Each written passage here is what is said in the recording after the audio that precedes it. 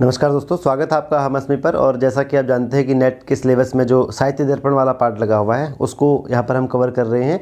और प्रथम परिच्छेद जो है उसका बहुत अच्छी तरह से पढ़ा करके उसके बाद जो द्वितीय परिच्छेद में अभिधा, लक्षणा, व्यंजना शब्द की 3 शक्तियाँ हैं उनके ऊपर जो भी द्वितीय परिच्छेद में वर्णन किया गया है उसको हम समझने का प्रयास कर रहे हैं।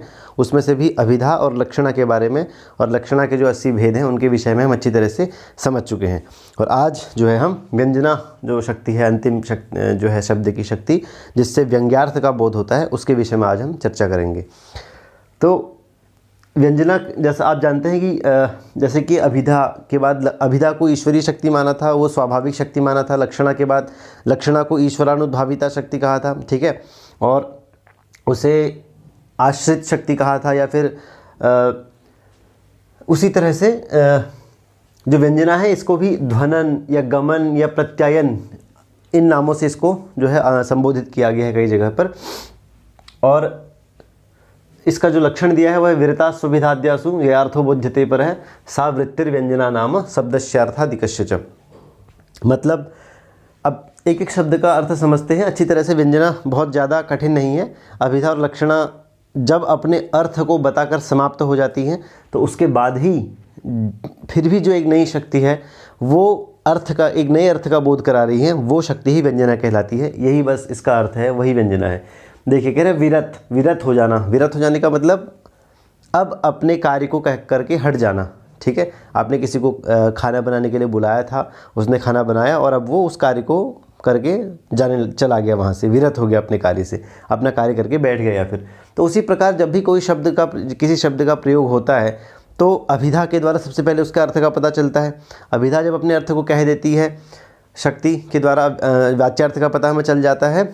तो अब अभिधा जो है वो विरत हो गई है अपने कार्य से। अब अगर उस शब्द का अर्थ का अच्छी तरह से ज्ञान हो गया है, समझ में आ गया है तो ठीक है। अगर वो बाधित हो रहा है तो लक्षणा शक्ति आएगी और लक्षणा शक्ति के द्वारा उसका बोध होगा। और अब लक्षणा शक्ति के द्वारा भी जब उसका बोध हो जाएगा तो लक्षणा शक्ति विरत हो जाएगी अपने कार्य से। लेकिन उसके बावजूद अगर फिर से किसी अन्य अर्थ का ज्ञान अगर हो रहा है या प्रतीति वहाँ पर हो रही है तो वो जो शक्ति है नई वाली, उसका नाम है व्यंजना, ठीक है। तो अभिधा आदि, आदि का मतलब है यहाँ पर लक्षणा शक्ति, अभिधा शक्ति, लक्षणा शक्ति और एक तात्पर्य नाम की शक्ति और मानी गई है। तो यहाँ पर कह रहे हैं कि विरता सुविधाद्यासु, अभिधा आदि शक्तियाँ जो हैं जब वो अपने कार्य को करके विरत हो जाती हैं, लेकिन उसके बावजूद परह, ठीक है, यया माने जिसके द्वारा, जिस शक्ति के द्वारा, परह अर्थ है बोध्यते, एक दूसरा अर्थ जो है उसका बोध होता है, उसकी प्रतीति होती है। तो वही उस अन्य ही अर्थ का बोध कराने वाली जो शक्ति है वही सा वृत्तिर व्यंजना नाम, उसका व्यंजना नाम है उस शक्ति का। और शब्दस्यार्थादिकस्य च, वो जो शक्ति है ये 2 प्रकार की होती है, शब्द, शाब्दी व्यंजना और आर्थी व्यंजना, ठीक है। इस तरह से आदि लिखा है इसमें, शब्दस्य अर्थस्य आदिकस्य, ठीक है। शब्द की होगी व्यंजना होगी और अर्थ की होगी और आदि का भी। अब आदि में क्या क्या चीज़ें आती हैं तो उसके लिए यहाँ पर कई सारी चीज़ें बता रखी हैं कि वो शब्दनिष्ठ हो सकती है, अर्थनिष्ठ तो हो ही सकती है, इनके बारे में तो बता ही दिया। बाकी प्रकृतिनिष्ठ हो सकती हैं, प्रत्ययनिष्ठ हो सकती हैं और उपसर्गादिनिष्ठ हो सकती हैं। प्रकृतिनिष्ठ आप जानते हैं जब भी हमें पद बनाना होता है तो पद 2 चीज़ों से मिलकर बनता है, एक है प्रकृति और एक प्रत्यय, ठीक है। इन दोनों को मिलकर ही तो पद बनता है। बालक एक प्रकृति है, सुप्रत्यय उसमें लगा तो प्रकृति प्रत्यय के मेल से बना बालक है पद, ठीक है। उसी प्रकार ये व्यंजना भी कभी प्रकृतिनिष्ठ भी हो सकती है, कभी प्रत्ययनिष्ठ हो सकती है। प्रत्यय के द्वारा व्यंजना का जो है व्यंजना शक्ति का प्रयोग हो रहा है या व्यंजना व्यंग्यार्थ का पता हमें चल रहा है। कभी उपसर्ग आदि के प्रयोग के द्वारा व्यंग्यार्थ का हमें पता चल रहा है। तो इन के द्वारा जब हमें व्यंग्यार्थ का ज्ञान होता है तो उसको उसी निष्ठ, ठीक है, जैसे शब्द के द्वारा व्यंग्यार्थ का ज्ञान हो रहा है तो शब्दनिष्ठ व्यंजना कहेंगे। तो मुख्य रूप से शब्द और अर्थनिष्ठ व्यंजना का वर्णन द्वितीय परिच्छेद में है। बाकी जो प्रकृतिनिष्ठ है, प्रत्ययनिष्ठ है, उपसर्गादिनिष्ठ है, इनका वर्णन इसमें नहीं किया गया है। बोला है कि आगे बताएंगे। फिलहाल इसमें 2 ही व्यंजनाओं का वर्णन है, ठीक है। तो इस तरह से क्या अर्थ निकला कि जब अभिधा आदि वृत्तियाँ, अच्छा एक वृत्ति और है तात्पर्य नाम की वृत्ति का नाम जो अभी मैंने बोला आपको कि अभिधा, लक्षण और तात्पर्य। अब देखिए शब्द की शक्ति है अभिधा, लक्षण और व्यंजना। तो अभिधा ने अपने अर्थ को प्रकट कर दिया, फिर वो विरत हो गई। कुछ विद्वान ऐसे हैं जो कहते हैं कि तात्पर्य नाम की एक और शक्ति होती है उसके बारे में भी हम अंत में पढ़ेंगे, जब ये द्वितीय परिच्छेद समाप्त होता है तो वहाँ पर इसका वर्णन है। एक थोड़ा सा जानकारी के लिए आपको बता देता हूँ कि वो उनका कहना क्यों है। तात्पर्य नाम की शक्ति क्या करती है? अभिधा, लक्षणा और व्यंजना शब्द की शक्तियाँ हैं और वाक्य में शब्दों का प्रयोग किया जाता है। शब्द का प्रयोग वाक्य में होता है। तो इनका कहना है कि जब शब्द अपने अर्थ को प्रकट करके विरत हो जाते हैं, शक्तियाँ अपने अर्थ को प्रकट करके विरत हो जाती हैं, हट जाती हैं, तो एक नई शक्ति होती है जो इन सभी शब्दों के अर्थों का अन्वय करके वाक्यार्थ का बोध कराती है। मतलब शब्द की अभिधा, लक्षणा, व्यंजना शक्ति प्रयोग हो चुकी हैं। अब वाक्य में जितने शब्द प्रयोग किए गए हैं उनके जो अर्थ हैं, उनके अर्थों को अन्वित करके, ठीक है, उनका अन्वय करके, क्रम से लगा करके, फिर जाके वाक्य, जो संपूर्ण वाक्य है, उस वाक्य का अर्थ क्या निकल रहा है, उस वाक्यार्थ का बोध कराने वाली एक नई शक्ति है और उसी शक्ति को तात्पर्य बोध कहते हैं। ठीक है, तो अन्विताभिधानवाद और अभिहितान्वयवाद, दो वाद इसमें चलते हैं, प्रभाकर मत के और कुमारिल भट्ट का जो मत है मीमांसकों का। तो इस तरह से वो क्या है उसको भी अच्छी तरह से हम समझेंगे अभी, और काव्य प्रकाश का प्रसंग जब आएगा वहाँ पर भी इसको जो है इस प्रसंग को वहाँ पर भी उठाया गया, तो वहाँ पर भी इसको अच्छी तरह से जानेंगे। तो फिलहाल यही है इसका मतलब, व्यंजना का मतलब कि अभिधा, लक्षणा, तात्पर्य आदि शक्तियाँ जब अपने अर्थ को लेकर विरत हो जाती हैं, उसके बावजूद जब हमें किसी नए अर्थ का बोध हो रहा होता है, प्रतीति हो रही होती है, तो उस नए अर्थ का बोध कराने वाली जो शक्ति है उसे कहते हैं व्यंजना नाम की शक्ति। और वो दो प्रकार की है मुख्य रूप से, शब्दनिष्ठ व्यंजना और अर्थनिष्ठ व्यंजना। तो पहले हम शब्दनिष्ठ शाब्दी व्यंजना को पढ़ेंगे और फिर आर्थी व्यंजना को पढ़ेंगे। शाब्दी व्यंजना भी मुख्य रूप से दो प्रकार की है, क्योंकि अभिधा मूला और लक्षणा मूला, क्योंकि शब्द की तीन ही शक्तियाँ हैं, अभिधा, लक्षणा और व्यंजना। व्यंजना के बारे में तो हम पढ़ ही रहे हैं, तो व्यंजना अभिधा और लक्षणा पर ही आश्रित है, क्योंकि अभिधा को ईश्वरीय और स्वाभाविक शक्ति माना गया है। तो सीधी सी बात है, जब भी किसी शब्द का प्रयोग होगा तो उसका एक स्वाभाविक अर्थ, जो उसका अपना अर्थ है, सबसे पहले तो उसी का ज्ञान होगा। ठीक है, तो अभिधा के द्वारा जब व्यंजना का बोध हो, व्यंजना की प्रतीति हो या व्यंजना का आगमन वहाँ पर हो, तो अभिधा मूला हो जाएगी। लक्षणा, अब अभिधा के मूल शब्द के अर्थ का बाद हो गया, ठीक है, शब्दार्थ बाद में ही तो आएगा, मुख्यार्थ बाद में ही तो लक्षणा का प्रयोग होगा। फिर लक्षणा का प्रयोग होने के बाद, लक्षणा दो तरीके से आती है, ठीक है, रूढ़ि और व्यंजना। कभी लक्षणा के आने का कारण रूढ़ि होता है, प्रसिद्धि होती है, या कभी प्रयोजन के कारण आती है। तो प्रयोजन से जब लक्षणा का बोध होता है तो उसी का अगला स्टेप जो है व्यंजना की उत्पत्ति जो असल में है वो लक्षणा मूला, व्यंजना की उत्पत्ति जो है वो प्रयोजनवती लक्षणा मूला से होता है। ठीक है, तो लक्षणा के भी रूढ़ि से और प्रयोजन से, जब प्रयोजन से लक्षणा आती है वो जब मूल में होती है, तो उससे जब किसी नए अर्थ का पता चलता है तो उसे लक्षणा मूला व्यंजना कहते हैं। तो पहले हम अभिधा मूला को पढ़ेंगे और फिर लक्षणा मूला को पढ़ेंगे और फिर जो है तात्पर्य बोध को जानेंगे, और इस तरह से द्वितीय परिच्छेद यहाँ पर समाप्त होगा।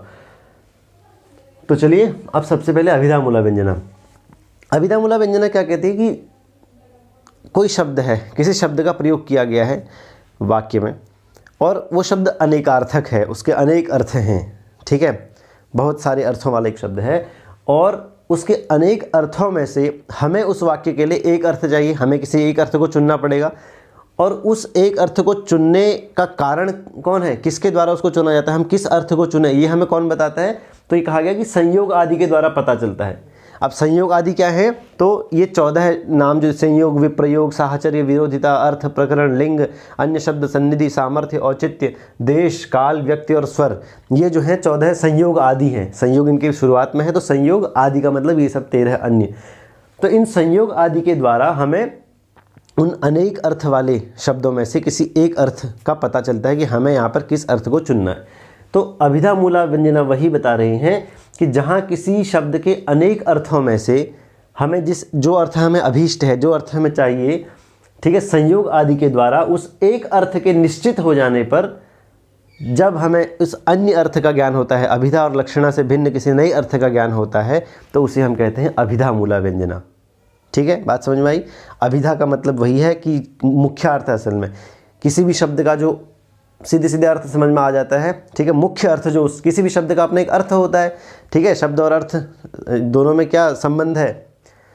समवायी संबंध है। ठीक है, जब शब्द का मुख्य किसी न किसी शब्द का अपना एक अर्थ होता है और उस अर्थ के साथ साथ अगर उस शब्द के अनेक अर्थ हैं, अनेकार्थक शब्द है वह, और संयोग आदि के द्वारा उसका एक अर्थ निश्चित कर लिया गया है जहाँ पर, और उससे फिर हमें एक नए अर्थ की प्रतीति हो रही है, तो उसे हम क्या कहेंगे?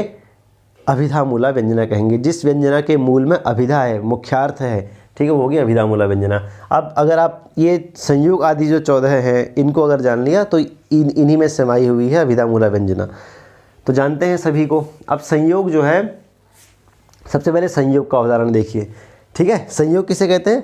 किसी मतलब दो वस्तुओं के साथ साथ रहने से जब कोई प्रसिद्ध हो जाते हैं कोई चीज़ें, मतलब उनके साथ जब किसी चीज़ का ज्ञान आपको किसी के संयोग के कारण होता है, ठीक है, उसे कहते हैं संयोग। और या फिर हम ये कह सकते हैं कि कोई, अब सीधी सी बात इसमें यह है कि आपको ये देखना है कि जितने भी उदाहरण यहाँ पर आएंगे वो सभी अनेकार्थक होंगे। अनेकार्थक शब्दों में ही अभिधा मूला व्यंजना आएगी, ठीक है, और अनेकार्थक शब्दों में ही संयोग आदि के द्वारा किसी एक अर्थ का निश्चय होगा। तो जब अनेकार्थक शब्द के किसी एक ही अर्थ के साथ प्रसिद्ध संबंध को जब दर्शाया जाता है तो उसे संयोग कहते हैं। जैसे उदाहरण से समझिए, जैसे सशंख चक्रो हरि ही कहा गया है।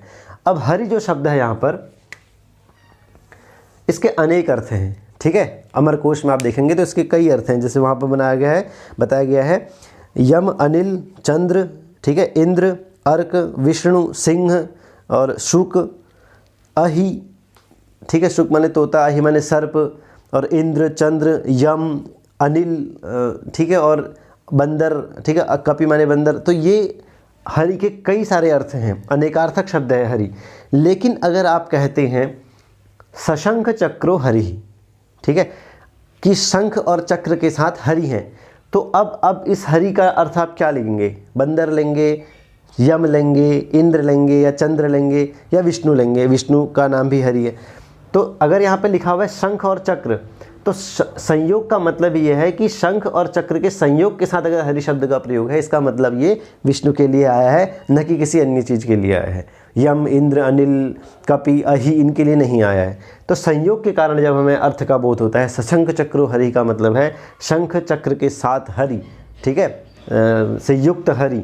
तो इसका मतलब यहाँ पर ये है कि संयोग के कारण यहाँ पर हमें अभिधा मूला व्यंजना का ज्ञान हो रहा है। अब पूरा वाक्य जो भी था उस तरह से फिर व्यंजना की प्रतीति वहाँ पर होगी। इस प्रकार से विप्रयोग का मतलब क्या है? जहाँ पर संयोग नहीं है वहीं पर विप्रयोग है। जैसे असंख चक्रो हरि, अगर हम बोलेंगे शंख और चक्र के साथ हरि नहीं है, तो आप समझ लीजिए कि असंख यहाँ पर विप्रयोग हो रहा है, अलगाव हो रहा है। तो जहाँ पर संयोग नहीं है वहाँ पर विप्रयोग है।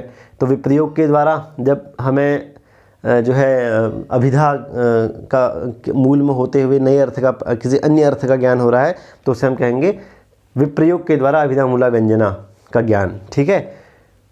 साहचर्य, साहचर्य का मतलब क्या होता है? जब आपको साथ रहने का नाम ही साहचर्य है, ठीक है। अब जैसे भीम अर्जुनो, यहाँ पर लिखा हुआ है भीम अर्जुनो। अब भीम का मतलब होता है भयंकर, भीम का एक अर्थ भयंकर भी है, ठीक है। तो भीम काय है, विशाल काय है, या भयंकर है बहुत। लेकिन अर्जुन के साथ भीम शब्द का प्रयोग किया गया है, तो इसका अर्थ हम क्या लेंगे? अब भीम शब्द, इसका मतलब यहाँ पे अनेकार्थक हो गया। अर्जुन का भाई भी है पांडवों में से एक तो भीम वो है जो 5 पांडवों में से एक है, और दूसरा भीम शब्द का अर्थ भयंकर भी है। और अगर हम कह रहे हैं भीमार्जुनो, तो आप क्या अर्थ निकालेंगे इसका? भयंकर अर्जुन अर्थ निकालेंगे या भीम और अर्जुन 2 भाई निकालेंगे? भीम और अर्जुन 2 भाई यही निकालेंगे। तो यहाँ पर साहचर्य के कारण हमने एक अर्थ का निश्चय यहाँ पर किया, ठीक है। और उसी प्रकार विरोधिता का मतलब कर्ण, कर्ण शब्द यह है यहाँ पर वो अनेकार्थक है। कर्ण का मतलब कान भी होता है, और कर्ण जो था वो एक कुंती का पुत्र भी था जो विवाह से पहले उत्पन्न हो गया था, ठीक है। तो हालांकि वो भी पांडवों का भाई ही था, ज्येष्ठ भाई। तो कर्णार्जुनो अगर हम बोलेंगे तो अर्जुन का कान अर्थ निकालेंगे, या कर्ण और अर्जुन प्रतिद्वंद्वी थे जो, वो अर्थ निकालेंगे, ठीक है। तो कर्ण और अर्जुन 2 महारथी जो योद्धा थे वो अर्थ निकालेंगे। तो यहाँ पर भी कर्ण शब्द अनेकार्थक होने के कारण संयोग आदि में से विरोधिता एक जो तत्व है, इसकी वजह से हमने यहाँ पर अनेक अर्थों, कर्ण के अनेक अर्थों में से एक अर्थ का चुनाव यहाँ पर किया। तो इससे जो है हमें व्यंजना का पता चला। अर्थ शब्द है, ठीक है। अर्थ शब्द का अर्थ क्या है? प्रयोजन को अर्थ कहते हैं। अब जैसे यहाँ पर लिखा है स्थाणुम वंदे भवच्छिदे।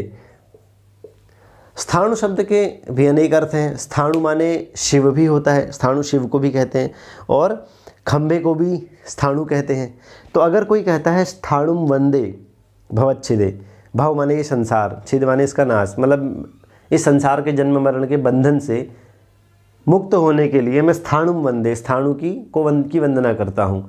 अब यहाँ पर स्थाणु का अर्थ आप शिव लेंगे या खंबा लेंगे, कि क्या कोई संसार रूपी इस बंधन से मुक्त होने के लिए खंबे की पूजा करेगा या शिव की पूजा करेंगे? शिव की पूजा करेंगे। तो यहाँ पर भी अर्थ के कारण हमें अनेक अर्थों में से एक अर्थ का निश्चय यहाँ पर किया, स्थाणु माने शिव। ठीक है, उसी प्रकार प्रकरण में सर्वम जानाति देव है। प्रकरण किसे कहते हैं? जो वक्ता और श्रोता दोनों जो हैं, अब श्रोता उस अर्थ को किस तरह से ग्रहण करता है उसी को प्रकरण कहते हैं। ठीक है, उसकी बुद्धिस्थता, वो उसकी बुद्धि उस समय पर किस अर्थ को ग्रहण कर रही है, तो उस अर्थ को ग्रहण करने का कारण जो है वो प्रकरण है। जैसे कि यहाँ पर सर्वम जानाति देव है लिखा है।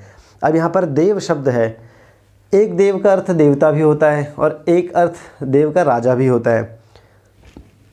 तो अगर सर्वम जानाति देव में आप सामने वाला जो सुनने वाला श्रोता है, अगर वो राजकीय व्यक्ति है, कोई गुप्तचर है, तो वो समझ जाएगा कि ये देव है शब्द जो है वो देवता के लिए, ईश्वर के लिए प्रयुक्त नहीं हुआ है। सर्वम जानाति देव मतलब अपनी गुप्तचर रूपी आँखों से राजा जो है, देव जो है वो सब जानता है। तो यहाँ पर अनेक अर्थों में से इसका भी एक अर्थ ये लिया गया प्रकरण के कारण। और इन सब में से प्रकरण को बहुत ज़्यादा महत्व मिलता है। साहित्य में अक्सर इसका प्रयोग ही किया जाता है, प्रकरण का प्रयोग। आगे आप समझेंगे भी, जब साहित्य आप पढ़ेंगे तो अक्सर प्रकरण का प्रयोग वहाँ पर किया जाता है। लिंग के द्वारा जब हमें अनेकार्थक शब्द के एक अर्थ का निश्चय करना होता है तो उसका उदाहरण है कुपितो मकरध्वज है। ठीक है, अब मकरध्वज बोलते हैं समुद्र को भी और मकरध्वज बोलते हैं कामदेव को भी। तो अगर आपसे कोई कहे कि आज मकरध्वज बहुत कुपित है, बहुत क्रोधी है, तो आप इसका क्या मतलब निकालेंगे? समुद्र बहुत क्रोधी है ना? समुद्र तो क्रोधी हो ही नहीं सकता, क्योंकि समुद्र में जीवन है ही नहीं। क्रोधी तो वह व्यक्ति हो सकता है जो जीवन जिसमें है उसके लिए कोई प्रसिद्ध है। कामदेव की बहुत चर्चा होती है शास्त्रों में, तो इसका मतलब अगर कोई कुपित हो सकता है समुद्र और कामदेव में से, तो वो कामदेव हो सकता है। ठीक है, तो इसलिए यहाँ पर हमने इसके अनेक अर्थों में से लिंग के कारण, लिंग का मतलब क्या है यहाँ पर? उसके एक तो स्त्रीलिंग जो पुल्लिंग स्त्रीलिंग नपुंसक लिंग एक वो भी है, और यहाँ पर उसके हाँ इसी व्यक्ति के कारण, लिंगवाची शब्द के कारण भी हमें यहाँ पर पता चला कि मकरध्वज मतलब समुद्र में जो है वो कुपित होने का गुण जो है नहीं हो सकता। असल में कुपित जो है यही लिंग है, क्रोधी होना। ठीक है, क्रोधी होने से जिसका पता चल रहा है, तो समुद्र में वो चीज़ नहीं हो सकती। इसीलिए जो है हम कामदेव अर्थ यहाँ पर इसका लेकर चलेंगे। अन्य शब्द सन्निधि, अन्य शब्द सन्निधि का मतलब है किसी दूसरे शब्द के पास में आ जाने से जब अर्थ को निश्चित किया जाए। जैसे पुरारी है, अब पुर यहाँ पर देह को भी कहा जाता है, इस शरीर को भी जो है पुर कहा जाता है, नगर को भी पुर कहा जाता है। ठीक है, नागपुर आपने जैसे सुना होगा। लेकिन पुर शब्द के साथ यहाँ पर देव शब्द का भी प्रयोग है। ठीक है, तो अगर देव शब्द का भी प्रयोग है तो इसका मतलब ये जो पुरारी शब्द है, ये इसमें पुर शब्द का अर्थ कोई ईश्वरवाची ही है। ठीक है, पुरारी बोलते हैं शंकर भगवान को। तो इसका मतलब यहाँ पर जो देव शब्द के प्रयोग से ये पता चल रहा है कि ये पुर शब्द जो है, ये इसका अर्थ शरीर नहीं लेना है हमें, किसी नगर नहीं, कोई नगर नहीं लेना है। यहाँ पर ये पुरारी शब्द शिव के लिए आया है, क्योंकि देव शब्द की सन्निधि के कारण यहाँ पर पुरारी शब्द के अनेक अर्थों में से शंकर अर्थ को यहाँ पर लिया गया। ठीक है, उसी प्रकार सामर्थ्य, आपको बस ये याद रखने हैं और इनके उदाहरण याद रखने हैं। तो और ज़्यादा यहाँ से कोई प्रश्न व्यंजना से बनता नहीं है। असल में छठे परिच्छेद में से ज़्यादा प्रश्न पूछे जाते हैं साहित्य दर्पण के, लेकिन सिलेबस में ये लगा हुआ है तो रिस्क नहीं ले सकते, हमें पूरा पढ़ना ही पड़ेगा, इसलिए इस पर नज़र डालना बहुत ज़रूरी है। सामर्थ्य, मधुना मत्तः पिकः। अब सामर्थ्य के कारण जब यहाँ पर हमें अनेक अर्थों में से एक अर्थ को चुनना होता है, जैसे अब मधु का मतलब यहाँ पर कई सारी चीज़ें होती हैं। ठीक है, मधु का मतलब शराब भी होता है, और मधु का मतलब वसंत ऋतु भी है। मधु नाम का एक दैत्य भी था। ठीक है, अब यहाँ पर बोल रहे हैं मधुना मत्तः पिकः। पिक माने होता है मयूर, मोर। मोर जो है वो मदमस्त हो रखा है मधु के कारण। तो यहाँ पर क्या अर्थ लेंगे आप मधु का? अनेकार्थक शब्द है मधु, इसका अर्थ आप शराब लेंगे, बसंत लेंगे, या मधु नाम का दैत्य लेंगे। तो क्या शराब पी के मोर जो है वो मस्त हो रखा है, क्या ये अर्थ जम रहा है? नहीं। क्या मधु नाम के दैत्य के कारण मोर मदमस्त है? नहीं। मधु माने बसंत के कारण, जब बसंत ऋतु आती है तो मोर जो है वो बहुत खुश रहते हैं और नृत्य करते हैं, तो बसंत के कारण जो है वो मोर जो है वो क्या है, बहुत मदमस्त हो रखा है। तो सामर्थ्य के कारण, क्योंकि पिक मयूर को मदमस्त करने का सामर्थ्य बसंत में ही है, इसलिए वो अर्थ यहाँ पर लिया जाएगा। फिर है औचित्य। औचित्य का मतलब है उचितीकरण का भाव, कि उचित क्या है वहाँ पर, ठीक है। पातु वो दयिता मुखम। अब जैसे यहाँ पर मुख शब्द है, अब ये मुख शब्द यहाँ पर इस मुख के लिए नहीं आया है कि दयिता मुख, अपनी पत्नी का मुख, ठीक है, उसके लिए यहाँ पर नहीं आया है। ये मुख शब्द यहाँ पर असल में सामुख्य के लिए आया है, ठीक है, पूर्णतः के अर्थ में आया है यहाँ पर ये, कि जो दयिता है उसकी पत्नी है असल में, ठीक है, उनके अनुकूल होना, ठीक है, सामुख्य अनुकूलता के लिए यहाँ पर ही किया गया है कि पत्नी की जो है उनके साथ अनुकूलता ही, ठीक है, उस जो मतलब जो कामार्थ पुरुष है वो अपनी पत्नी से अगर दूर है तो पत्नी की अनुकूलता ही उसके दुख को दूर कर सकती है। तो इसलिए पातु वो दयिता मुखम कहा गया। मुख शब्द यहाँ पर जो है इस मुख के लिए नहीं है, मतलब उसके सामुख्य के लिए है, उसकी अनुकूलता के लिए अर्थ को यहाँ पर प्रयोग किया गया है। प्रतिकूलता होगी, कोई कामार्थ पुरुष है, ठीक, अगर उसकी पत्नी उससे कुपित है या उसके प्रतिकूल है, ठीक है, तो और ज़्यादा उसको गुस्सा आएगा और काम उसका बढ़ेगा ही। लेकिन ये मुख शब्द का प्रयोग अगर हम प्रतिकूल में लेंगे तो, लेकिन इसका मतलब ये अनुकूल अर्थ में इसको लेना पड़ेगा औचित्य के कारण, क्योंकि उचित का भाव जैसा होगा वैसा ही अर्थ वहाँ पर हमें ग्रहण करना पड़ेगा। फिर है देश के कारण, स्थान के कारण। अगर आप अनेक अर्थों में से किसी एक अर्थ को चुनते हैं, तो जैसे विभाति गगने चंद्र है, यहाँ पर चंद्र शब्द का अर्थ एक तो चंद्र चंद्रमा और एक कपूर, चंद्र, कपूर को भी चंद्र कहते हैं। तो अगर मैं कहता हूँ विभाति गगने चंद्र है, तो आप क्या अर्थ लेंगे इसका? आकाश में कपूर चमक रहा है या फिर आकाश में चंद्रमा चमक रहा है? चंद्रमा चमक रहा है अर्थ लेंगे। तो यहाँ पर अनेक अर्थों में से चंद्र के उस चंद्रमा अर्थ को हमने यहाँ पर लिया देश के कारण, क्योंकि आकाश में चंद्रमा ही रह सकता है। काल है, काल के कारण निशि चित्रभानु कहा गया। अब चित्रभानु का मतलब आग भी होता है, और चित्रभानु सूर्य को भी कहते हैं। और मैं कहता हूँ निशि चित्रभानु, निशि माने होता है रात, रात में चित्रभानु। अब चित्रभानु का मतलब यहाँ पर आप सूर्य लेंगे या आग लेंगे? आग ही लेंगे, क्योंकि रात को सूर्य तो आता नहीं है। तो काल माने समय के कारण भी यहाँ पर हमें अनेक अर्थों में से एक अर्थ को हम चुन पाए। उसी प्रकार व्यक्ति, ठीक है, भाति रथांगम। व्यक्ति का मतलब यहाँ पर लिंग से ही है। अगर हम कहते हैं भाति रथांगम, तो यहाँ पर रथांगम का मतलब हमने शरीर के अंगों को नहीं लेना है, ठीक है। रथांगम का मतलब हमें रथ का कोई अंग, क्योंकि नपुंसक लिंग का प्रयोग है, तो नपुंसक लिंग के प्रयोग में हमें रथ के किसी अंग या पहिए की या पहिया या कुछ भी इस तरह से उस अर्थ को यहाँ पर लेना है कि पहिया जो है वो सुशोभित हो रहा है, ठीक है। तो व्यक्ति का मतलब यहाँ पर लिंगवाची शब्द है। फिर अंतिम है स्वर। तो यहाँ पर कहते हैं कि स्वर जो है वो साहित्य में उसका प्रयोग नहीं किया जाता, क्योंकि स्वरों का वर्णन जो है, स्वरों का प्रयोग जो है वो वेदों में ही किया जाता है। उदात्त अनुदात्त स्वरित है, और वेदों में ही स्वर का उदात्त का अनुदात्त हो जाने से अर्थ बदल जाया करता था, अर्थ का अनर्थ हो जाया करता था।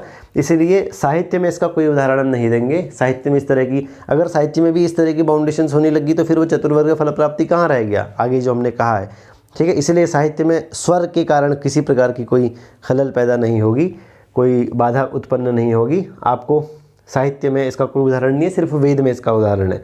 अब यहाँ पर पूर्व पक्षी, यहाँ पर एक छोटी सी डिबेट भी है। पूर्व पक्षी कहता है कि अच्छा ऐसा नहीं है, आपको इसका उदाहरण देना चाहिए था, क्योंकि नाट्यशास्त्र में कहा है कि श्रृंगार और हास्य में स्वरित उदात्त का प्रयोग होना चाहिए, स्वरित और उदात्त का। करुण रस में अनुदात्त और स्वरित का प्रयोग होना चाहिए। तो इनका कटाक्ष करने के लिए, इनका खंडन करने के लिए यहाँ पर दो तर्क उन्होंने दिए। पहला तर्क तो ये दिया कि स्वर के कारण अगर आप एक अर्थ की वो करते हो, एक अर्थ को निश्चित कर लेते हो, ठीक है, तो इससे एक तो ये होगा कि आप श्लेष अलंकार का प्रयोग ही नहीं कर पाएंगे, श्लेष अलंकार ही समाप्त हो जाएगा, क्योंकि ये सब अनेक अर्थ वाले हैं, ठीक है। और अनेक अर्थ में से हम इनकी वजह से उस अनेक अर्थों में से एक अर्थ का निश्चय कर पा रहे हैं। अगर हम स्वर की वजह से भी, उदात्त अनुदात्त स्वरित में से किसी की वजह से हम किसी शब्द के अनेक अर्थों के एक अर्थ का चयन वहाँ पर करने लग गए, तो श्लेष अलंकार का तो प्रयोग ही नहीं कर पाएंगे कभी, वो तो समाप्त ही हो गया, क्योंकि एक अर्थ का निश्चय हो गया वहाँ पर इन स्वर के कारण। और दूसरा ये है कि ये जो प्रयोग है, संयोग आदि ये प्रयोग जो हैं, ये अनेक अर्थों में से किसी एक अर्थ को चुनने के लिए आते हैं। और जो यहाँ पर बताया गया है श्रृंगार और हास्य जो स्वरित उदात्त में हो, करुण में अनुदात्त स्वरित हो, तो ये तभी इसका वर्णन होता है जब व्यंग्यार्थ हो। ये अनेक अर्थों में से एक को चुनने के लिए नहीं आते हैं, ये स्वरित और उदात्त जो है वहाँ पर जो नाट्यशास्त्र में कहा गया है, बल्कि ये एक व्यंग्य अर्थ को चुनने के लिए वहाँ पर आते हैं, न कि अनेक अर्थों वाले शब्द, किसी शब्द अनेकार्थक शब्द के एक अर्थ को चुनने के लिए आते हैं। और ये जो हम बता रहे हैं अनेकार्थक शब्दों में से किसी एक अर्थ को चुनने की प्रक्रिया बता रहे हैं, आप स्वर को उसमें नहीं डाल सकते, ठीक है। तो दोनों अलग अलग चीज़ें होगी। पहला, श्लेष अलंकार खत्म हो जाएगा। दूसरा, ये जो है संयोग आदि, ये अनेक अर्थों में से किसी शब्द के एक अर्थ को चुनने के लिए प्रयोग किए जाते हैं। स्वर के द्वारा हम किसी एक अर्थ का प्रयोग जो आप कह रहे हो, ये श्रृंगार और हास्य में इस प्रसंग में नहीं कहा गया है। वहाँ पर नाट्यशास्त्र में वहाँ पर व्यंग्यार्थ मतलब एक अर्थ, जो एक अर्थ का मतलब किसी शब्द का एक ही अर्थ है, उस अर्थ में जो है आप स्वरित उदात्त या इनका वर्णन देखोगे, वो भी श्रृंगार और हास्य और करुण में, ठीक है। तो अनेक अर्थों में इसका प्रयोग नहीं किया जाता, तो दोनों ही आपका कटाक्ष हो गया। दूसरा ये भी कहा गया कि अगर इसके बावजूद आप नहीं मानते हो तो हम तो कहते हैं कि काव्य मार्गे स्वरों न गण्यते, कि काव्य के मार्ग में काव्य अगर आपको बनाना है तो वहाँ पर स्वरों की चिंता नहीं की जाती। जैसे निरुक्त आप पढ़ते हैं तो निरुक्त में कहा गया है कि न संस्कारम आद्रियेत, ठीक है। आप व्याकरण की चिंता मत करो, प्रकृति प्रत्यय को चिंता मत करो, आप बस निर्वचन कर दो, किसी भी तरह से शब्द की निरुक्ति कर दो, निर्वचन कर दो, व्याकरण की चिंता मत करो। तो उसी प्रकार काव्य मार्ग में स्वरों की चिंता मत करो कि उदात्त होगा अनुदात्त होगा, यहाँ पर आप काव्य बनाइए, उसमें आनंद आना चाहिए। और इसका पूरा अंत में निष्कर्ष देते हुए इन्होंने अपना एक पिताजी का साहित्य दर्पणकार जो विश्वनाथ है, अपने पिताजी का एक श्लोक यहाँ पर इन्होंने दिया है। अंत में जो इस पूरे प्रक्रिया को समझने के बाद अभिधामूला जो व्यंजना है, हम यही जान पाई, एक अर्थ जो इसकी परिभाषा जो बन पाई वो यही है कि एक अर्थ के नियंत्रित होने पर भी शब्द के अन्य अर्थ के ज्ञान का कारण जो शक्ति है उसे अभिधामूला व्यंजना कहते हैं, ठीक है। मतलब अभिधा शक्ति के द्वारा किसी शब्द का एक अर्थ निश्चित हो जाता है, लेकिन उसके बावजूद अगर हमें किसी अन्य शक्ति से किसी अन्य ही अर्थ का ज्ञान हमें हो रहा है, तो इसका मतलब उस शक्ति, वह शक्ति जो किसी अभिधा शक्ति के द्वारा प्राप्त होने वाले अर्थ के अलावा किसी अन्य अर्थ का ज्ञान जो शक्ति करा रही है, वो शक्ति ही असल में कौन सी है, व्यंजना शक्ति है, ठीक है। और इसका उदाहरण देते हुए इन्होंने एक श्लोक यहाँ पर दिया है अपने पिताजी का, ममतात पादानाम कहा है, ठीक है। उनके लिए बहुत विशेषणों का प्रयोग भी किया है। महापात्र चतुर्दश भाषा विलासिनी भुजंग महाकवीश्वर श्री चंद्रशेखर सांध्य विग्रही का नाम। अब यहाँ पर ये जो वर्णन है, ये असल में कोई राजा हैं उनका वर्णन यहाँ पर है, और उनकी पत्नी का नाम है उमा, ठीक है। और दूसरे जो इसमें जो उस राजा के जो विशेषण दे रखे हैं, ठीक है, वो राजा कौन है ये भी आपको बताता हूँ मैं। उमा नाम की रानी है और उनके पति हैं राजा भानुदेव। तो उनकी प्रशंसा में लिखा गया है ये श्लोक। श्लोक क्या है? दुर्गा लंघित विग्रहो मनसिजम सम्मीलयस तेजसा प्रोद्यत राजकलो गृहीत गरिमा विश्ववृतो भोगिभिः नक्षत्रेश कृते क्षणो गिरिगुरौ गाढ़ाम रुचिम धारयन गामाग्रम्य विभूति भूषित तनु राजत्युमा वल्लभ है, ये यहाँ पर कहा गया है। अब इस श्लोक को आप अर्थ इसका जब जानेंगे, उमा वल्लभ सुन के ही आपको लग रहा होगा कि ये शिवजी और पार्वती से संबंधित श्लोक है, लेकिन असल में श्लोक उमा नाम की रानी के पति भानुदेव की प्रशंसा में लिखा गया श्लोक है। तो अगर आप इस श्लोक के जो पद्य इसमें आए थे, ठीक है, अगर आप उनको देखते हो तो उन पद्यों को, तो उन जैसे दुर्ग है, विग्रह है, सम्मीलयन, राजकल, भोगी, नक्षत्रेश, गिरि गुरु, गाम, विभूति, उमा, उमा वल्लभ, इन शब्दों से लगता है कि ये शिव जी से रिलेटेड श्लोक है, उनसे संबंधित ये श्लोक है। लेकिन अगर इसके अर्थ को अगर आप देखोगे तो ये असल में उस भानुदेव की प्रशंसा में लिखा गया श्लोक है, ठीक है। तो ये जो अलग अर्थ जो हमें पता चला, भानुदेव के लिए जो प्रशंसा में लिखा गया श्लोक था, ये तो था ही, अभिधा के द्वारा उस भानुदेव की प्रशंसा द्योतित हो रही थी। लेकिन जो अलग से ये जो शिवजी के लिए भी इस श्लोक का प्रयोग जो हमें लग रहा था, ये किस शक्ति के कारण लग रहा था? तो ये जो अलग अर्थ जो हमें बता रही थी शक्ति, जो अलग अर्थ का ज्ञान जो शक्ति हमें करा रही थी, वो शक्ति असल में व्यंजना शक्ति है, ठीक है। असल में अगर हम ये कह सकते हैं कि श्लेषालंकार ही नहीं होता अगर व्यंजना शक्ति नहीं होती, तो इस तरह से। तो यहाँ पर जो है अभिधामूला व्यंजना का प्रकरण समाप्त होता है। अभिधामूला व्यंजना का मतलब शाब्दी व्यंजना का प्रकरण समाप्त होता है। शाब्दी व्यंजना दो प्रकार के हैं, अभिधामूला और लक्षणामूला। लक्षणामूला में क्या है? दो प्रकार से आती है लक्षणामूला, रूढ़ि और प्रयोजन से। प्रयोजन लक्षणा जब अपने अर्थ को कह के विरत हो जाती है, उसके बावजूद किसी अन्य अर्थ का पता हमें चल रहा होता है, लक्षणा के ही, तो वो होता है व्यंजना। तो वहाँ पर जो है वो लक्षणा मूला व्यंजना कहलाती है।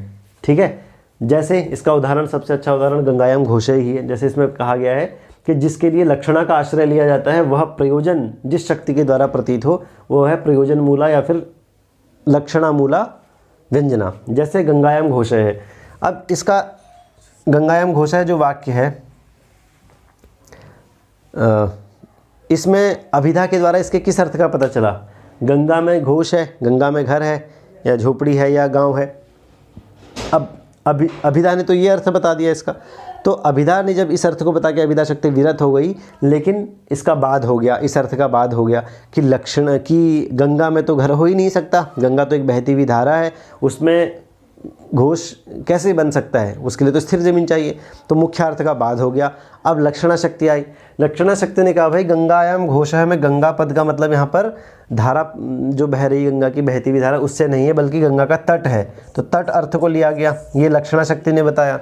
अब इसके अलावा अगर हमें उस गंगा में जो पावनत्व है, जो शीतत्व है, पवित्रता है, शीतलता है, उस अर्थ को बताने वाली जो शक्ति है, लक्षणा भी अपने अर्थ को, तट अर्थ को बता के विरत हो गई, हट गई, लेकिन उसके बावजूद अगर हमें उस घोष में, उस घर में शीतलता और पावनता, गंगा की तरह ही शीतलता और पावनता, इस अर्थ की प्रतीति अगर हो रही है, तो उस अर्थ को बताने वाली जो शक्ति है वो कौन सी है?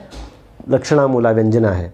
ठीक है, व्यंजना शक्ति है। और क्योंकि उसके मूल में लक्षणा है, ठीक है, गंगायाम घोष है, प्रयोजनवती लक्षणा का उदाहरण है, और इसीलिए क्योंकि वह लक्षणा प्रयोजन से आई है और इस व्यंजना के मूल में लक्षणा है, इसलिए इसको लक्षणा मूला व्यंजना कहते हैं। ठीक है, तो तीन अर्थ पता चल गया आपको। गंगायाम घोषा में, गंगा में घोष है, ये अभिधा ने बताया, मुख्य अर्थ का बाद हो गया।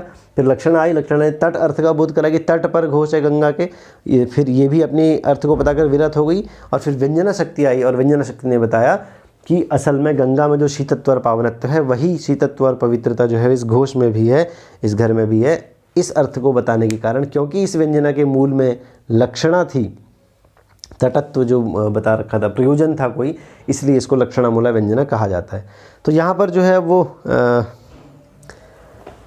शाब्दी व्यंजना समाप्त होती है। शब्दनिष्ठ जो व्यंजना थी, है ना, शब्दनिष्ठ, अर्थनिष्ठ, प्रकृतिनिष्ठ, प्रत्ययनिष्ठ और उपसर्गादिनिष्ठ, इनमें से शब्दनिष्ठ और अर्थनिष्ठ को हमें जानना है। शब्दनिष्ठ व्यंजना यहाँ पर अब समाप्त होती है और अब हम जानेंगे अर्थी व्यंजना के बारे में, आर्थी व्यंजना के बारे में।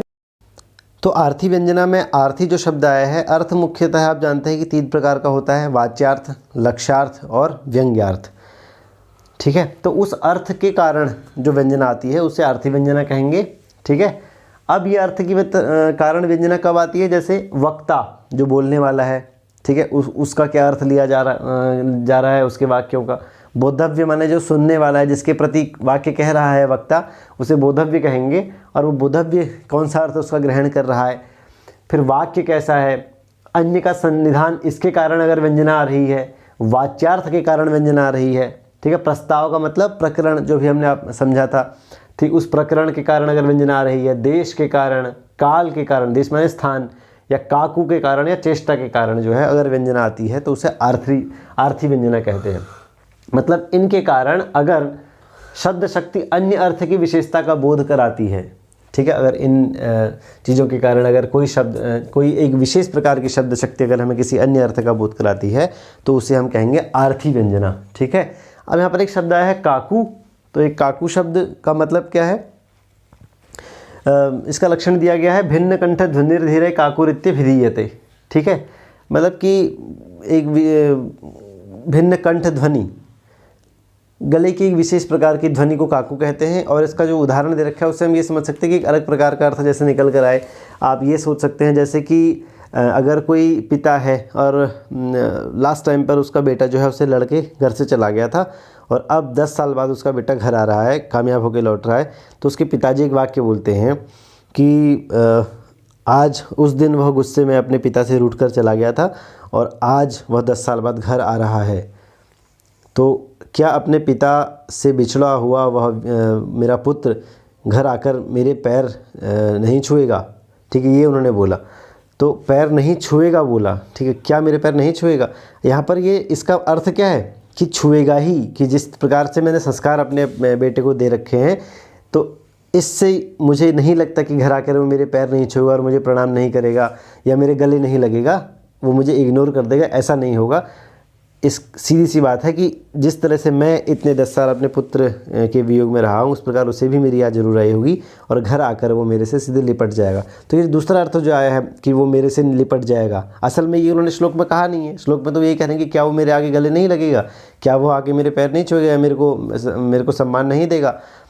ये उन्होंने श्लोक में कहा या अपने वाक्य में कहा, लेकिन जो अर्थ निकल कर आया दूसरा वो ये आया कि नहीं, ऐसा वो नहीं करेगा, वो करेगा, वो सम्मान देगा ही देगा, वो गले लगेगा ही लगेगा। तो ये जो दूसरा अर्थ निकल कर आया, इसे काकू का उदाहरण आप कह सकते हैं कि काकू के कारण भिन्न कंठ ध्वनि, ठीक है, इस भिन्न कंठ ध्वनि को ही काकू कहा गया है। अब एक एक करके इनके अर्थों को समझते हैं। देखिए साहित्य है, तो साहित्य में तो क्योंकि साहित्य दर्पण जो एक लक्षण ग्रंथ है और इसको पढ़ते हुए आपको बोरियत महसूस ना हो, इसलिए उदाहरण भी आपको सारे श्रृंगारिक ही मिलेंगे, ठीक है। तो यहाँ सब शुरू हो जाते हैं हम, एक एक करके श्रृंगारिक वर्णन आपके सामने आते रहेंगे अलग अलग भेदों से संबंधित, ठीक है। चलिए, हमने ये जाना है कि वक्ता, बोधव्य, वाक्य, अन्य का सन्निधान, वाच्य, प्रस्ताव, देश, काल, काकू, चेष्टा, इनके कारण जब कोई शक्ति हमें किसी अन्य अर्थ का बोध कराती है तो उसे कहते हैं आर्थी व्यंजना। अब वक्ता, वाक्य, प्रकरण, देश और काल, इसका एक उदाहरण है ये कालो मधु कुपित एष च पुष्पधन्वा, ठीक है। धीरा वहंती रति खेदहरा समीरा, केलीवनीयमपि वंजुल कुंज मंजुर, दूरे पति कथय किम करणीय मध्य। अब यहाँ पर वसंत ऋतु का मौसम है और एक स्त्री है, उसका पति व्यापार के कारण या किसी अन्य कारण जो है वो विदेश जा रखा है, वो घर पर नहीं है और काफ़ी समय पे घर पर नहीं है, उसका पता भी नहीं कि वो कब तक आएगा, ठीक है। अब यहाँ पर वसंत ऋतु है और उम्र भी ढल रही है धीरे धीरे, तो पत्नी चाहती नहीं है कि उम्र मेरी जल्दी ढल जाए और पति कब तक आएगा इसका पता नहीं है, तो वो कह रही है कि कालो मधु, बसंत का मौसम है और बसंत का मौसम ऊपर से पुष्पधनवा जो है, मतलब जो कामदेव है, वो मेरे ऊपर जो है गुस्सा हो गया है, मेरे ऊपर क्रोधित हो रखा है। अब कामदेव जिसके ऊपर क्रोधित होगा, क्या वो उसको सन्यासी बना देगा या और ज़्यादा उसको कामातुर बना देगा, और ज़्यादा कामातुर बना देगा, ठीक है, उसको और ज़्यादा वो तड़पाएगा, ठीक है, काम के लिए। तो कह रही है, नायिका कह रही है कि एक तो बसंत का मौसम है और कामदेव जो है वो मेरे ऊपर गुस्सा हो गया है, मुझे और तड़पा रहा है, और ऊपर से ये रति खेद हरा कि ऐसी हवाएं बह रही हैं जिसमें रति होनी ही होनी चाहिए, क्रीड़ा होनी ही होनी चाहिए, रति क्रीड़ा, तो ऐसी हवाएं बह रही हैं इतनी शीतल, ठीक है, बनी हुई है। मंजुल कुंज है, कुंज बना हुआ है हमारा, लेकिन सब चीज़ होने के बावजूद, ठीक है, रति का मन भी है लेकिन पति यहाँ पर नहीं है, ठीक है। दूरे पति ही कथय किम करणीय मध्य, तो दूरे पति ही कथय किम करणीय मध्य, ये जो अर्थ निकल कर आए, अपनी सखी को कह रही है वो नायिका कि किम करणीय मध्य। अब यहाँ पर वो सखी को साफ साफ नहीं कह रही है कि ऐसी सिचुएशन है, मेरी ये हालत है और पति मेरा दूर है। अब इसका अर्थ जो निकल कर आएगा वो ये है कि तुम यहाँ से जाओ, अपनी सहेली को कह रही कि तू बता कि मुझे यहाँ पर क्या करना चाहिए, किम करणीय मध्य। असल में कह तो ये यही रही कि मुझे क्या करना चाहिए, लेकिन इसका अर्थ जो है वो दूसरा निकल कर जो व्यंजना के द्वारा जो पता चल रहा है वो ये है कि स्त्री कह रही है कि ऐसा है कि मेरी हालत है ख़राब और तुम जाओ किसी ऐसे कामतुर व्यक्ति को ढूंढो जिसकी इच्छा हो और उसे यहाँ भेजो फटाफट। तो ये वो कहना, ये व्यंजना के द्वारा ये अर्थ पता चल रहा है, ठीक है। तो ये वक्ता मतलब जो कहने वाला है, वाक्य, प्रकरण, देश, काल, इन सब का, देश का भी यहाँ पर ना स्थान का है, समय का है, मौसम कैसा चल रहा है, बसंत का मौसम है, कामदेव कुपित हो रखा है, पति नहीं है, तो इन सब चीज़ों का उदाहरण इस कालो मधुर कुपित एष च पुष्पधन्वा में उसने दे दिया कि सब कुछ होने के बावजूद पति अगर दूर है तो और उसका पता भी नहीं कब तक आएगा, मैं उम्र को ऐसी तरह नहीं गुजार सकती, तो अभी जा किसी कामातुर व्यक्ति को ढूंढ और उसको यहाँ भेज, ठीक है, आज रति क्रीड़ा तो होनी ही होनी है। तो इस तरह से यहाँ पर ये व्यंजना का जो हमें पता चल रहा है, हालांकि श्लोक में ऐसा कहा नहीं कि किसी को भेज, लेकिन व्यंजना के द्वारा ये अर्थ लिया गया कि उस किसी कामातुर व्यक्ति को भेजो यहाँ पर। दूसरा उदाहरण है चेष्टा वैशिष्टि का उदाहरण या फिर बोधव्य का उदाहरण। बोधव्य का उदाहरण है निःशेषच्युतचंदन स्तन तटम, इस तरह से एक अच्छा सा श्लोक है कि उसमें भी यही कह रहे हैं, ठीक है। निःशेषच्युतचंदन स्तन तटम निर्मृष्ट रागोधरो नेत्रे दूर मनंजने पुलकिता तन्वी तवेयम तनु मिथ्यावादिनी दूति बांधव जनस्याज्ञात पीडागमे वापीम स्नातुमितो गतासि न पुनस्तस्या धमश्शांतिकम। अब नायिका है, नायक से मिलने का मन है और दूती को भेजा, ठीक है, उसकी एक दूती है, दूती का मतलब जो मैसेंजर है उसको भेजा कि जाओ उसको बुला कर लाओ। और जो नायक है वो असल में दुष्ट नायक है, ठीक है, वो ठीक है, चरित्र से उसका कोई मतलब नायिका से लेना देना नहीं है, चारित्रिक पतन होता रहता है उसका। अब नायिका नायक के पास गई और वापस आई है, और उस नायिका ने अपनी दूती की जो हालत देखी, नायिका की दूती नायक के पास गई और वापस आई, और उस दूती की जो हालत नायिका ने देखी, और फिर वो दूती को कह रही है कि हे मिथ्या, और बोला कि तू कहाँ से आ रही है, क्या करके आ रही है, तो दूती कहती है कि मैं नहा के आ रही हूँ, मैं स्नान करके आ रही हूँ। अब नायिका कह रही कि स्नान कर तो मैंने भी किया है, और जो तू करके आई है, ठीक है, नायक के पास से, वो भी उससे भी मैं परिचित हूँ। तो नायिका कह रही कि निःशेषच्युत चंदन स्तन तटम, कि ये जो तुम्हारा वक्षस्थल वाला भाग है इसमें चंदन का लेपन करते थे पहले, ताकि गर्मी का मौसम अगर होगा तो जो है ठंडी मिले, ठीक है, तो इसलिए वो तुम्हारा मिटा हुआ है, चंदन यहाँ पर नहीं है, ठीक है। और तुम्हारे आँखों की जो कालीमा है, जो तुमने लगाया हुआ काजल, वो भी सब हटा हुआ है। होंठों पे जो तुमने अपने राग वाग लालिमा लगा रखी होगी वो भी नहीं है, वो भी मिटी हुई है, असल में फैली हुई है, ठीक है। और तुम्हारी शरीर जो है वो पुलकित हो रहा है, रति के बाद, रति क्रीड़ा करने के बाद जो शरीर पुलकित होता है, आनंदित होता है, उस तरह से तुम्हारा, क्योंकि नायिका भी उस आनंद को जानती है, तो उसी तरह से तुम्हारा शरीर भी दूती पुलकित हो रहा है, खुशी दिख रही है मुझे तुम्हारे शरीर में, ठीक है, रोमांचित हो रहा है। और इससे पता चलता है मिथ्यावादिनी दूती, दूती तो मिथ्यावादिनी है। बांधव जनस्याज्ञात पीडागमे वापिम स्नातुमितो गतासि न पुनस्तस्याधमश्शांतिकम। तो अब यहाँ पर वो ये नहीं कह रही कि तू नायक के साथ ऐसा कुछ करके आई है, वो इस यहाँ पर यही कह रही है कि अच्छा तो तुम नहा कर आई हो, ठीक है, वापिम स्नातुमितो, तुम नहाने गई थी, न कि उस मेरे अधम नायक के पास गई थी, ठीक है, अंतिकम माने एकांत में। तो यहाँ पर असल में वो कह तो उससे यही रही है कि अच्छा तुम नहाने गई हो करके, तुम जैसा बोल रही हो नहाने ही गई होंगी, ठीक है। अब उस नायक के पास, जो दुष्ट नायक है, जो इतना भी नहीं समझता कि मैंने ही उसको भेजा और मेरे पास वापस इसको इस हालत में भेज रहा है, ठीक है, अधम नायक है असल में, तो वो ये भी नहीं समझ रहा है। तो असल में ये कहना तो कुछ और चाहती है, लेकिन वो समझ भी गई है कि ये जो है गलत काम करके आई है। तो यहाँ से जो दूसरा अर्थ निकल कर आ रहा है कि असल में जो नायिका कहना चाह रही है वो व्यंजना से हमें पता चलता है, श्लोक से पता नहीं चलता है। तो बोधव्य का मतलब सुनने वाला जो है उसके क्या अर्थ को लेता है। अब अलग अलग कई ऐसे व्यक्ति होंगे जो इस अर्थ को अभी भी नहीं समझे होंगे, ठीक है, और कुछ व्यक्ति कुछ रसिक जो है वो एकदम से समझ गए होंगे कि अच्छा नायिका ये कहना चाहती है कि अच्छा तुम नहाने गई थी, उस नायक के पास नहीं गई थी, कहने का मतलब उसका यही है कि तुम उसी के पास गई थी और तुम कुछ गलत करके आई हो, जो कि मुझे अच्छा नहीं लगता, जो तुम करके आई हो मुझे सीधी सी बात अच्छा नहीं लगेगा। तो वो वाली बात यहाँ पर हमें बोधव्य के द्वारा पता चलती है, ठीक है। अन्य सन्निधि का मतलब क्या है? पश्य निश्चल निस्पंदा, नायक और नायिका बैठे हुए हैं और नायक चाह रहा है कि नायिका के साथ कुछ हो यहाँ पर, ठीक है, कुछ यादगार हो, बने, कुछ माहौल बने, और अब वो कहे कैसे, शर्मा भी रहा है। तो वो नायिका को आसपास की चीज़ें दिखा रहा है, ठीक है। क्या कहता है वो? पश्य निश्चल निस्पंदा, कह रहा है कि यहाँ पर तुम एक देखो, पश्य निश्चल निस्पंदा, विसिनी पत्रे राजते बलाका, निर्मल मरकत भाजन परिस्थिता शंख शुक्तिरिव। मतलब इन सब उदाहरणों के माध्यम से वो ये बताना चाह रहा है कि देखो शांत होके पानी बह रहा है, और बलाका जो है, बगुला जो है, वो एक टांग पर बिल्कुल ध्यान से खड़ा है, जो कि ध्यान का मतलब क्या है, तभी आप ध्यान लगा सकते हैं जब वहाँ पर कोई ना हो। तो ये उसको बता रहा है कि देखो कितना शांत है, पानी कितना आराम से बह रहा है, पानी में कोई तरंग भी नहीं है, इतना शांत है यहाँ का माहौल, इसका मतलब यहाँ आसपास कोई भी नहीं है। अब ये तो अर्थ निकलता है श्लोक का कि आसपास निर्जन है, कोई भी व्यक्ति नहीं है, हमें कोई नहीं देख रहा है, हम दो ही हैं यहाँ पर बस, ये तो श्लोक का अर्थ है। व्यंजना के द्वारा क्या अर्थ पता चल रहा है कि हमें असल में कोई नहीं देख रहा है, तो जो हमें करना चाहिए वो कर लेना चाहिए, ठीक है, जो करना है वो कर लेना चाहिए। तो ये हमें व्यंजना के द्वारा पता चलता है। अन्य सन्निधि, सन्निधि के कारण जब इस तरह का अर्थ निकाला जाता है तो उसे कहते हैं अन्य सन्निधि के द्वारा व्यंजना, आर्थी व्यंजना।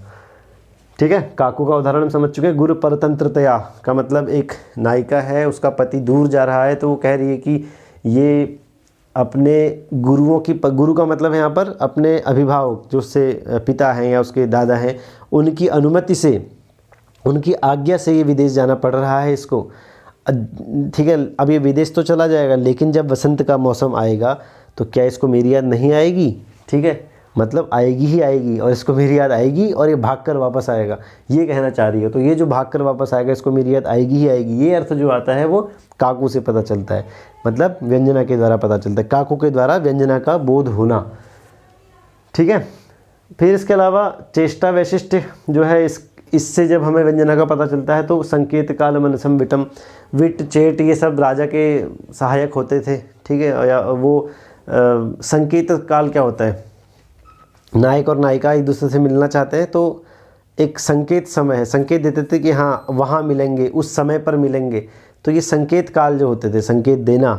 ठीक है, पहले फ़ोन तो होते नहीं थे, तो इस तरह से इनके माध्यम से ही सखी या विट उनका आपस में चल रहा हो तो वो संकेत देते थे कि चलो उस टाइम पे मैं फ्री होती हूँ, उस टाइम पे आप तुम्हें वहाँ पहुँचना है, उस चौराहे पर या उस झील के किनारे पहुँचना है, वहाँ मिलेंगे, वहाँ जो करना है करेंगे। तो ये सब चीज़ें वहाँ पर चेष्टा वैशिष्ट के कारण तुम्हें उस संकेत काल के जो अर्थ है वो व्यंजना का पता चलता है, व्यंजना के द्वारा उस अर्थ का हमें पता चलता है। अब क्योंकि अर्थ 3 प्रकार का होता है, वाच्य, लक्ष्य और व्यंग्य, इसीलिए आरती व्यंजना भी 3 प्रकार की होगी। तो कालो मधु कुपित ऐसा पुष्पधनवा, ये वाच्यार्थ का उदाहरण है। नहीं से सच्युतन तटम, ये जो है लक्ष्यार्थ का उदाहरण है। और पश्य निश्चल निस्पंदा, ये व्यंग्यार्थ का उदाहरण है। ठीक है, अगर आप एग्ज़ाम में आते हैं तो आपको पता होना चाहिए। अंत में जो है तात्पर्य वृत्ति के बारे में यहाँ पर बताया गया है।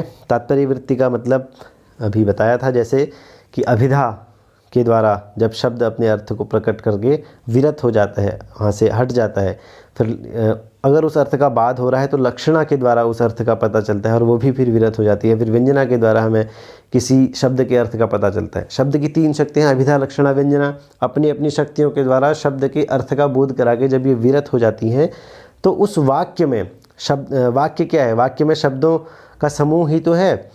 अब शब्द के अर्थ हैं, हर शब्द के अपने अपने अर्थ हैं और शक्तियाँ जो हैं उस अर्थ को बताकर हट गई हैं।